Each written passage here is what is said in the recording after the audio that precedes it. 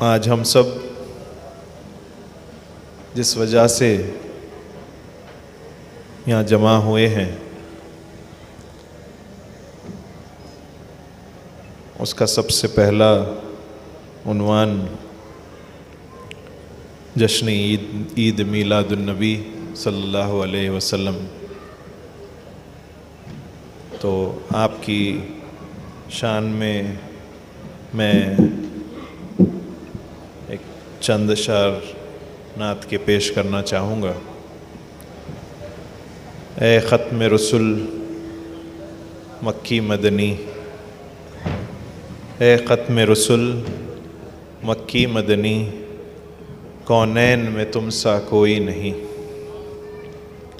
اے ختم رسل مکی مدنی، کونین میں تم سا کوئی نہیں۔ سبحان اللہ۔ اے نور مجسم تیرے سوا، اے نور مجسم تیرے سوا، محبوب خدا کا کوئی نہیں۔ سبحان اللہ، سبحان اللہ، سبحان اللہ۔ یہ شان تمہاری ہے آقا، یہ شان تمہاری ہے آقا، تم عرش بری پر پہنچے ہو۔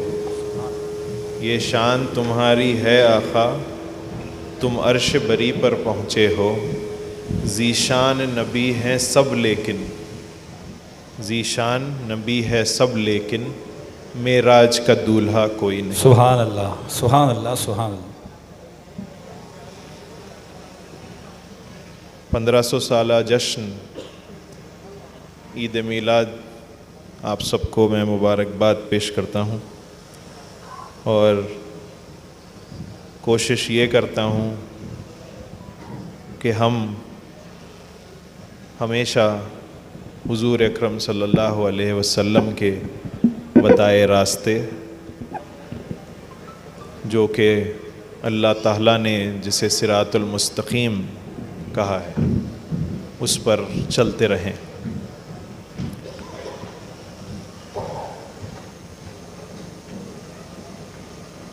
چونکہ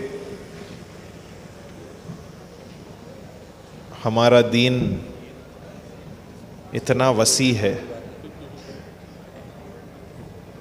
کہ کہاں سے شروع اور کہاں ختم ہو یہ طے کر پانا مشکل ہے، لیکن میں چند آسان چیزوں کو پیش کرتے ہوئے اپنی اس کے بعد جگہ لے لوں گا، چونکہ وقت بہت ہو چکا ہے اور آپ لوگ بہت دیر سے بیٹھے ہیں اور موسم بھی کافی سرد ہے۔ تو اولیاء اللہ نے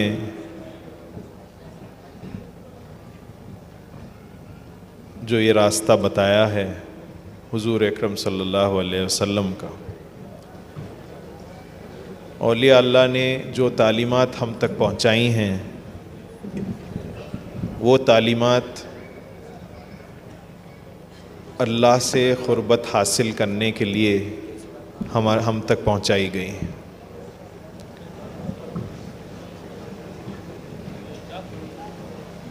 جب کسی ایک شخص نے حضرت نظام الدین اولیاء رحمۃ اللہ علیہ کے یہاں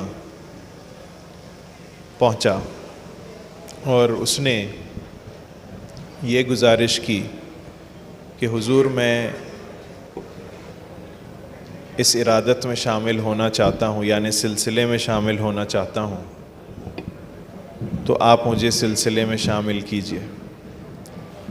تو حضرت نظام الدین اولیاء رحمۃ اللہ علیہ نے آپ کو اس راستے پر کیسا چلا جائے آپ نے اس شخص کو بتایا، اور آپ نے عبادات بتائے کہ کیا کیا عبادت کرنی چاہیے، کتنی دیر مشغول ہونا چاہیے، اللہ کی طرف توجہ کیسی ہونی چاہیے، یہ سارے چیزیں بتائی۔ تو اس شخص نے کہا کہ یہ تو بڑا آسان کام ہے، میں اپنے آپ کو کسی ایک اکیلی جگہ، اسے خلوت کہا جاتا ہے، خلوت کا معنی یہ ہے کہ جہاں کوئی نہ ہو، اکیلے میں بیٹھ جائیں، تو میں کسی جنگل میں چلا جاؤں، یعنی خلوت میں چلا جاؤں، اور وہاں میں یہ سارے عبادتیں کر لوں. تو حضرت نظام الدین اولیاء نے فرمایا کہ نہیں، ایسے نہیں کرنا ہے. تمہیں اللہ تعالیٰ نے یہ دنیا بھی دی ہے، اس دنیا میں بھی رہنا ہے، اس دنیا کی لذتوں میں بھی رہنا ہے، لیکن اس کے ساتھ ساتھ یہ عبادت کرنی ہے. وہ اصل ارادت ہے، وہ اصل مشکل کام ہے. تو جب اسے سمجھ آیا تو اس نے پھر دنیا کے ساتھ اپنی عبادتوں کو شامل کیا.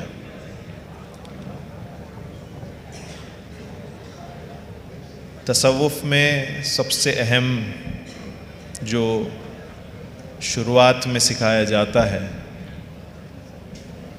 وہ اس سے پہلے بھی میں کہہ چکا ہوں کہ شریعت کی پابندی، یعنی شریعت کی پابندی کے معنی ہوتے ہیں سارے فرائض کو انجام دینا اور اسلامی قانون پر عمل کرنا. یعنی جو حلال ہے وہ حلال ہے، جو حرام ہے وہ حرام ہے. یہ سب سے پہلا قدم صوفیاء اکرام نے بتایا ہے. یہاں تک کہ حضرت خواجہ غیث الدراز رحمۃ اللہ علیہ اگر آپ کے پاس کوئی مرید ہونے کے لیے آتا تو اس کی پہلے تربیت کرتے، بعد میں اس کو مرید کرتے، تو وہ اس قابل ہو جائے کہ وہ اس کے آگے چل سکے. جب آپ شریعت کی ہی پابندی نہیں کر سکیں گے تو پھر اللہ سے قربت کیسے حاصل ہوگی؟ اس کے ساتھ ساتھ صوفیاء اکرام کی توجہ ہمیشہ ہوتی ہے تزکیہ نفس پہ. تزکیہ نفس یعنی نفس کی صفائی. آپ کا جو نفس ہوتا ہے، انسانی نفس، یہ بہت آسانی سے دنیاوی خواہشات اور برے خواہشات کی طرف توجہ کرتا ہے. یہ انسان کی فطرت ہوتی ہے. ایسے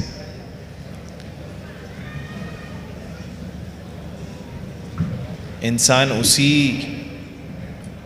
چیز میں ڈھالا گیا ہے کہ بری چیزوں کی طرف جلدی اٹریکشن ہو جاتا ہے. تو اس اٹریکشن سے بچنے کے لیے صوفیاء اکرام نے نفس کی صفائی کے راستے بتائیں. نفس کی صفائی کو کیسے روکا جائے، عبادات کیسے کیے جائیں. نفس کی صفائی کرنے سے سب سے پہلے آپ خود کا جو انا ہوتی ہے وہ انا ختم ہو جاتی ہے، اور وہ انا ختم کرنے کا ہی کام جو ہے شروعات کا ہوتا ہے تصوف میں. تزکیہ نفس کرنے سے یعنی دل نفس کی صفائی کرنے سے انسان میں صبر بھی آ جاتا ہے. ایک واقعہ میں آپ کو سناتا ہوں، شاید آپ لوگوں نے پہلے سنا بھی ہوگا. حضور اکرم صلی اللہ علیہ وسلم جب مکے میں کسی راستے سے ہمیشہ جاتے ہو تو وہاں ایک عورت اوپر سے کھڑکی میں سے ہمیشہ کچرا ان کے اوپر ڈالتی.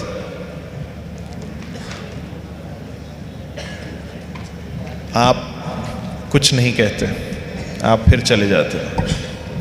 یہ لگاتار کئی دنوں تک چلتا رہا.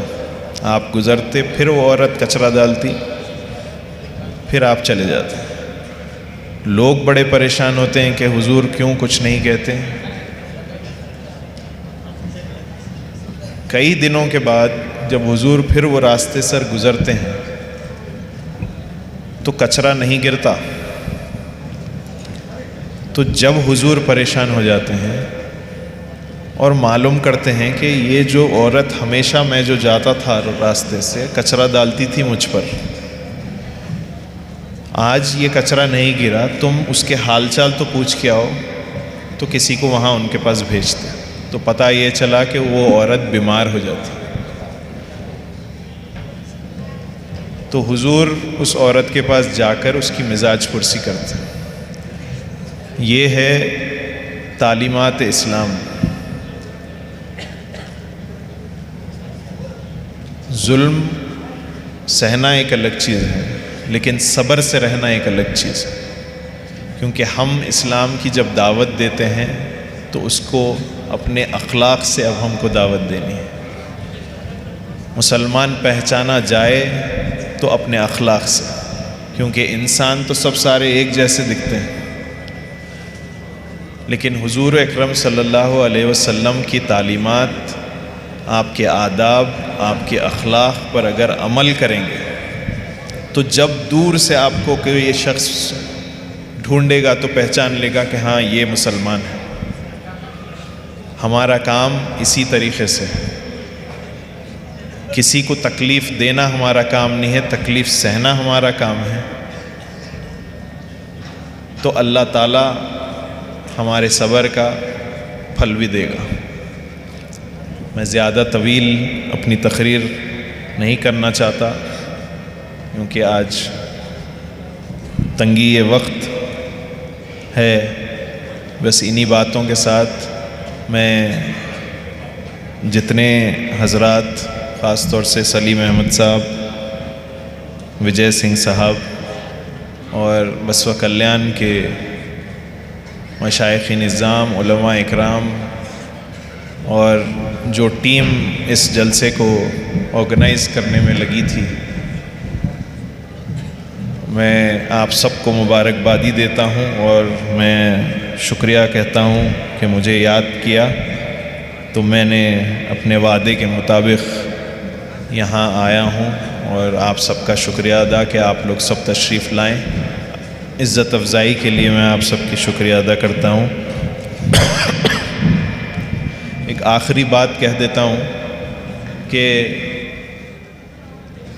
میرا اپنا ایک انداز ہے جو میں اپنے بڑوں کی تربیت میں سیکھا ہوں کہ میرے دادا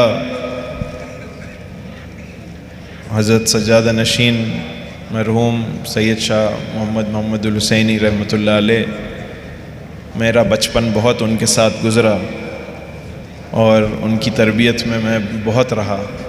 تو آپ ہمیشہ مجھ سے یہ کہا کرتے کہ جبھی بھی تم اپنی بات کہو یا جبھی اپنا منہ کھولو یا کسی بات کی طرف کوئی بات کرو تو کم از کم 10 بار سوچ کر بات کرنا چاہیے. یہ اس وجہ سے کیونکہ وہ ہمیشہ یہ کہتے کہ تمہاری زبان سے ایسی کوئی چیز نہ نکلے کہ سامنے جتنے سننے والے ہوں کسی کا دل نہ دکھے. یہ تصوف ہے اور میں اس پہ عمل کرنے کی کوشش کرتا ہوں. آپ سب سے بھی گزارش ہے کہ یہ ایسی بزرگوں کی باتیں ہیں جو اگر ہم عمل کرنا چاہیں، عمل کر سکیں تو ہماری زندگی سنور جائے گی. اور اسی سے منسوب اور ایک تصوف کی بات یاد آ گئی تو کہہ دیتا ہوں.